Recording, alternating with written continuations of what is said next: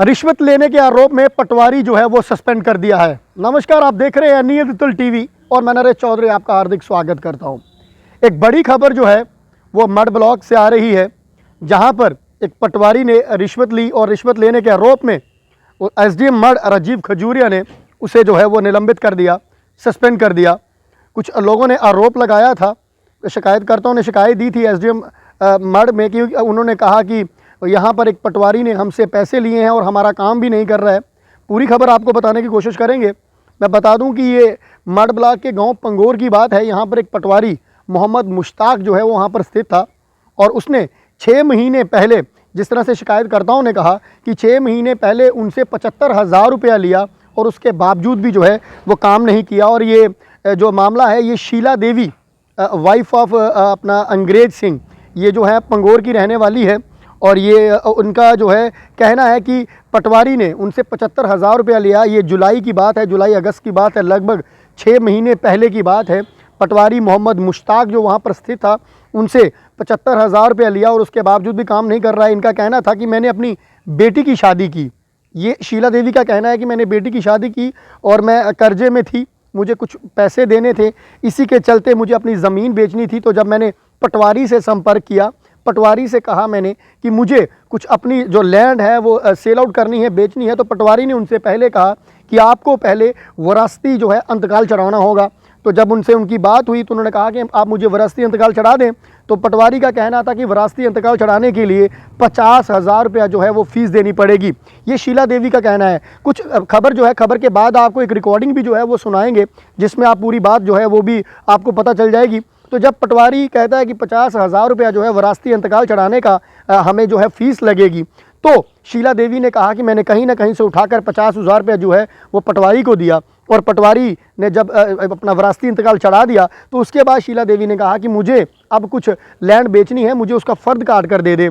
जिस तरह से कहना था कि लगभग 6 मरले शायद लैंड बेचनी थी, तो कह रहे कि मुझे फ़र्द काट कर दे दे। तो पटवारी ने कहा था कि 50,000 रुपया और लगेगा।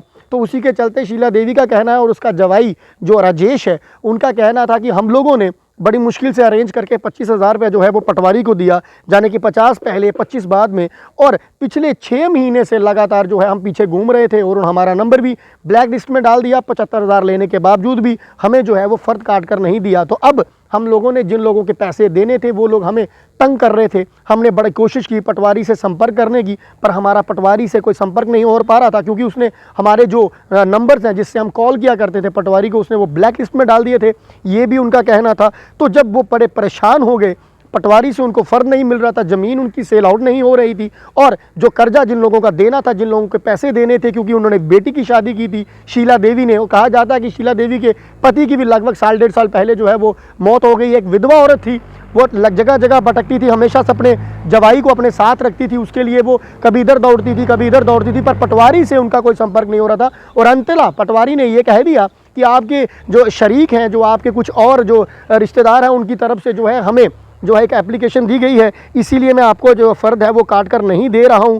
तो उसके बाद दुखित होकर फिर जाकर वो अपना एसडीएम मड राजीव खजूरिया जी के पास जाती हैं। वहाँ पर वो एक एप्लीकेशन दायर करती हैं और उसमें कहती हैं, साफ तौर पर लिखती हैं और ये भी कहती हैं कि मेरे से पटवारी ने 75,000 रुपया लिया है और अभी तक मुझे फ़र्द नहीं मिला है। ये जुलाई अगस्त की बात है और आज तक फ़र्द नहीं मिला है। तो पटवारी से जब उनका ये कहना था कि उन्होंने लगातार हमने संपर्क करने की कोशिश की, पर चलिए हमने पैसे भी दे दिए, पर उसके बावजूद भी हमें दस्तावेज़ नहीं मिल रहे थे। हमें जो फ़र्द है, जो ज़मीन बेचनी थी मुझे, जिन लोगों के पैसे देने थे, वो लोग मुझे तंग कर रहे थे, तो नहीं मिल रहे थे। फिर दुखी होकर उसने कहा कि मैं आपके पास आई हूँ। तो जब एसडीएम मड राजीव खजूरिया ने पूरी बात सुनी, बात सुनने के बाद उन्होंने ऑर्डर निकाला और पटवारी मोहम्मद मुश्ताक को जो है वो निलंबित कर दिया। और अपना तहसीलदार, नायब तहसीलदार जो मड में है राजेश बाली जी, उनको भी कह दिया कि आप लोग 15 दिन में इसकी जो है वो पूरी जांच करें कि किस तरह से पैसे लिए हैं, क्या बात है। पूरी 15 दिन में जांच करके, और जब तक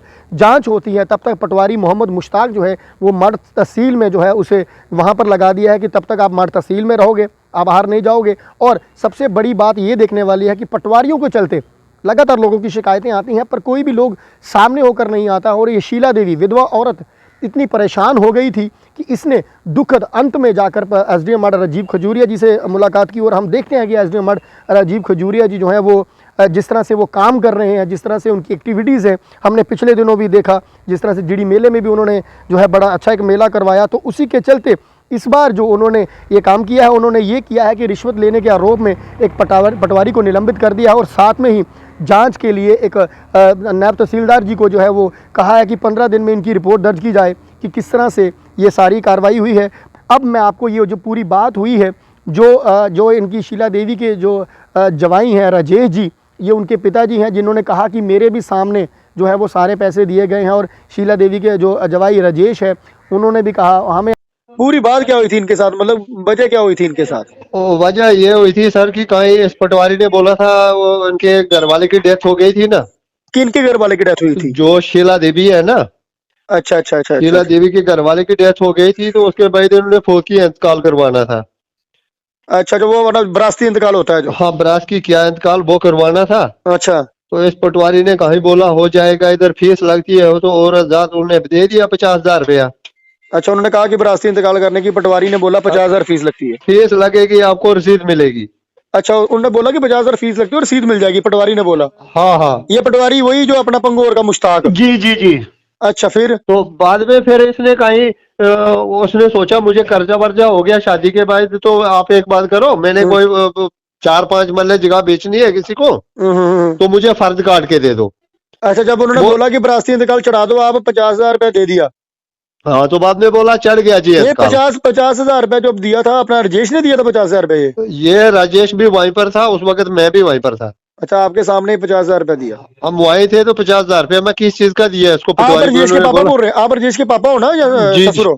जी जी, मैं पापा बोल रहा हूँ उसका। अच्छा, राजेश के पापा। आपका क्या नाम है? संसार सिंह। अच्छा, संसार सिंह। मतलब कि 50,000 रुपया दे दिया, तो उसके बाद आपने बोला कि मैंने 5-7 मरले जगह बेचनी है। उसके बाद जब को बात हुई कि मैंने कोई जगह बेचनी है, मेरा इंतकाल हो गया तो मैंने जगह बेचनी, क्योंकि उसने बोला ना, शीला देवी ने बोला कि मैं जगह बेचनी है। आज जगह थोड़ी सी बेचनी है मुझे। शीला देवी राजेश की वाइफ है? हाँ नहीं, राजेश की सास है वो। सासू माँ, राजेश की सासू माँ। ठीक ठीक ठीक है। तो उसने बोला कि मुझे लड़की दी, लड़की की शादी हुई तो घरवाले की डेथ हो गई थी, तो कुछ कर्जा हो गया मेरे ऊपर, तो मैं थोड़ी सी जमीन बेच दूं। अच्छा। 4-5 मरले। अच्छा। तो उसके लिए पटवारी को बोला फर्द काटने के लिए, तो पटवारी ने 25,000 रुपया ले लिया कि ये फीस लग रही है। अच्छा, 25,000 और ले लिया? हाँ, तो ले लिया। तो जब 25,000 किसने दिया? राजेश ने दिया? ये राजेश ने दिया। अच्छा, पटवारी को? हाँ, उसकी वो सास ने पकड़ाया कि रख दे थे उसको। अच्छा, दे दिया। उसके बाद उसको बोला फर्ज, तो ये आजकल करते करते कोई बात में बोलने लगा जी नायब तहसीलदार भी पैसे मांग रहा है और गुरदौर भी मांग रहा है।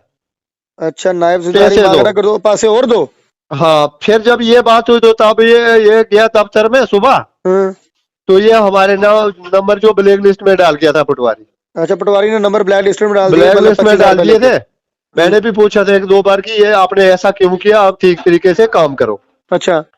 तो फिर ऐसा हुआ कि जब सुबह ये गए तो मैंने नायब साहब से भी बात की, तो पटवारी बोलने लगा मैंने कुछ नहीं लिया है पैसा वैसा। अच्छा।